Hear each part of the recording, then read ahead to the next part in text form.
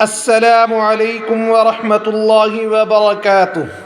کیا آپ تصور کر سکتے ہیں کہ ایک ایسا انسان جس کے نام سے دنیا کی بڑی بڑی سلطنتیں لرزتی تھیں، جس کے عدل کی مثالیں آج بھی دی جاتی ہیں، جس کی ہیبت سے ظالم کانپ اٹھتے تھے، اور جس کے دور میں ایک عام انسان بھی خود کو محفوظ محسوس کرتا تھا، وہ ایک دن مسجد نبوی صلی اللہ علیہ وسلم کے فرش پر خون میں نہا جائے گا؟ کیا آپ جانتے ہیں کہ اللہ کے رسول صلی اللہ علیہ وآلہ وسلم کے سب سے عظیم ساتھیوں میں سے ایک، اسلام کے دوسرے خلیفہ اور عدل و انصاف کے روشن مینار حضرت سیدنا عمر بن خطاب رضی اللہ تعالی عنہ کی شہادت کا واقعہ کس قدر دردناک اور ایمان افروز ہے؟ آج کی یہ داستان صرف ایک شہادت کی کہانی نہیں ہے، بلکہ ایمان، اخلاص، قربانی اور اللہ تعالی جل جلالہ سے سچی محبت کا ایسا باب ہے جو ہر مسلمان کے دل کو جھنجھوڑ کر رکھ دیتا ہے۔ ناظرین اکرام، حضرت سیدنا عمر بن خطاب رضی اللہ تعالی عنہ وہ عظیم شخصیت ہیں جن کے اسلام قبول کرنے سے مسلمانوں کو نئی طاقت ملی۔ آپ رضی اللہ تعالی عنہ کی بہادری، دیانتداری اور عدل کی گواہی دوست اور دشمن سب دیتے تھے۔ آپ راتوں کو مدینہ منورہ کی گلیوں میں گشت کرتے، بھوکے لوگوں کی خبر لیتے اور اس بات سے ڈرتے تھے کہ کہیں قیامت کے دن اللہ تعالی جل جلالہ ان سے رعایا کے بارے میں سوال نہ فرما لیں۔ آپ کی سب سے بڑی خواہش یہ تھی کہ اللہ تعالی جل جلالہ انہیں شہادت کی موت عطا فرمائے، وہ بھی رسول اللہ صلی اللہ علیہ وآلہ وسلم کے شہر مدینہ منورہ میں۔ بظاہر یہ دعا ناممکن محسوس ہوتی تھی کیونکہ مدینہ منورہ میدان جنگ نہیں تھا، لیکن اللہ تعالی جل جلالہ کے فیصلوں کے سامنے کوئی چیز ناممکن نہیں ہوتی۔ ایک دن حضرت عمر رضی اللہ تعالی عنہ نے دعا کرتے ہوئے عرض کیا، اے اللہ تعالی جل جلالہ، مجھے اپنے راستے میں شہادت عطا فرما اور اپنے رسول صلی اللہ علیہ وسلم کے شہر میں وفات نصیب فرما۔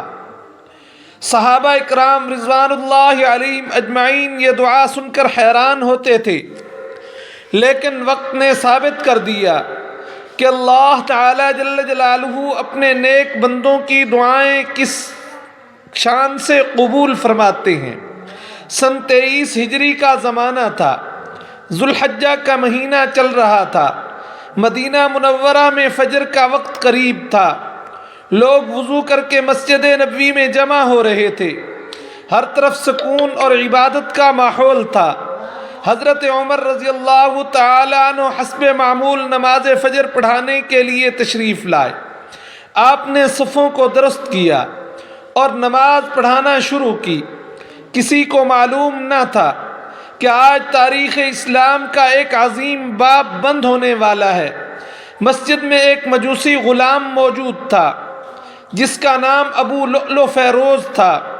اس کے دل میں اسلام اور مسلمانوں کے خلاف نفرت بھری ہوئی تھی۔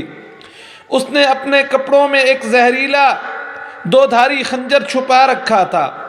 جو ہی نماز شروع ہوئی اور حضرت عمر رضی اللہ تعالی عنہ تلاوت میں مشغول ہوئے تو وہ اچانک آگے بڑھا اور پوری قوت کے ساتھ آپ رضی اللہ تعالی عنہ پر حملہ کر دیا۔ اس نے پے در پے کئی وار کیے۔ ایک وار ناف کے نیچے ایسا لگا کہ خنجر جسم مبارک کے اندر تک چلا گیا۔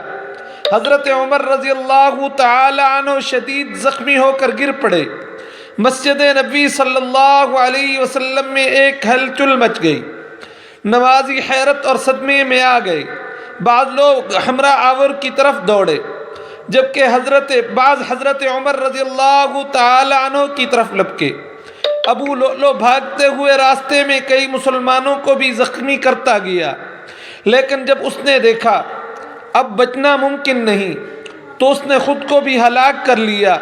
دوسری طرف حضرت عمر رضی اللہ تعالی عنہ شدید تکلیف میں تھے، مگر اس حالت میں بھی انہیں اپنی جان سے زیادہ نماز کی فکر تھی۔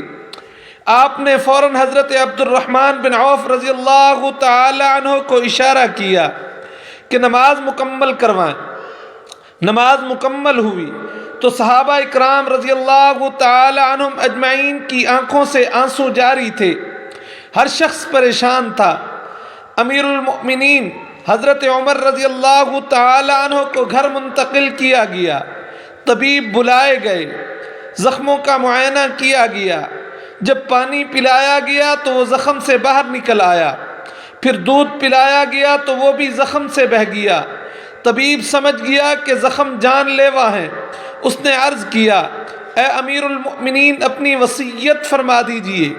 یہ سن کر موجود لوگوں کے دل ٹوٹ گئے، لیکن حضرت عمر رضی اللہ تعالی عنہ کا دل اللہ تعالی جل جلالہ کی رضا پر مطمئن تھا۔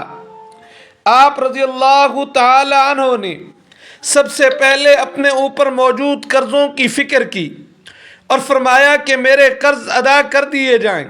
پھر آپ رضی اللہ تعالی عنہ نے اپنے بیٹے حضرت عبداللہ بن عمر رضی اللہ تعالی عنہ کو حضرت عائشہ صدیقہ رضی اللہ تعالی عنہا کے پاس بھیجا تاکہ وہ اجازت حاصل کریں کہ مجھے رسول اللہ صلی اللہ علیہ وآلہ وسلم اور حضرت ابو بکر صدیق رضی اللہ تعالی عنہ کے پہلو میں دفن ہونے کی سعادت مل جائے۔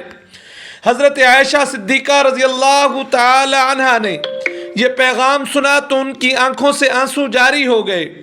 انہوں نے فرمایا کہ میں نے یہ جگہ اپنے لیے رکھی تھی، لیکن آج عمر رضی اللہ تعالی عنہ کو اپنے اوپر ترجیح دیتی ہوں۔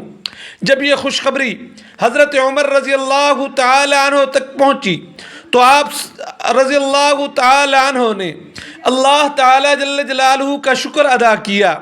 آپ بار بار فرماتے تھے کہ میرے لیے اس سے بڑی سعادت کوئی نہیں کہ میں رسول اللہ صلی اللہ علیہ وسلم کے قریب دفن کیا جاؤں۔ اپنی آخری گھڑیوں میں بھی آپ کو امت کی فکر تھی۔ آپ نے 6 عظیم صحابہ اکرام رضوان اللہ تعالی علیہم اجمعین پر مشتمل ایک شورا قائم کی تاکہ وہ مسلمانوں کے لیے نیا خلیفہ منتخب کریں اور امت میں اختلاف پیدا نہ ہو۔ یہ آپ کی دور اندیشی اور امت سے محبت کی روشن مثال تھی۔ وقت گزرتا گیا اور شہادت کا لمحہ قریب آتا گیا۔ مدینہ منورہ کے گھروں میں غم کی فضا تھی، لوگ دعائیں کر رہے تھے، لیکن اللہ تعالی جل جلالہ کا فیصلہ آ چکا تھا۔ آخر وہ لمحہ آ گیا جب حضرت عمر رضی اللہ تعالی عنہ کی روح اپنے رب سے جا ملی۔ آپ کی زبان پر اللہ تعالی جل جلالہ کا ذکر تھا اور دل رسول اللہ صلی اللہ علیہ وآلہ وسلم کی محبت سے سرشار تھا۔ جیسے ہی آپ کی شہادت کی خبر پھیلی، مدینہ منورہ غم میں ڈوب گیا، لیکن لوگ محسوس کر رہے تھے کہ عدل کا عظیم باب بند ہو گیا ہے۔ وہ ہستی رخصت ہو گئی جس نے اسلام کو نئی طاقت دی، جس نے ظلم کے اندھیروں میں انصاف کے چراغ روشن کیے اور جس نے اپنی پوری زندگی اللہ تعالی جل جلالہ اور اس کے دین کی خدمت میں گزار دی۔ بعد ازاں آپ کو رسول اللہ صلی اللہ علیہ وآلہ وسلم اور حضرت ابو بکر صدیق رضی اللہ تعالی عنہ کے پہلو میں دفن کیا گیا، اور اس طرح آپ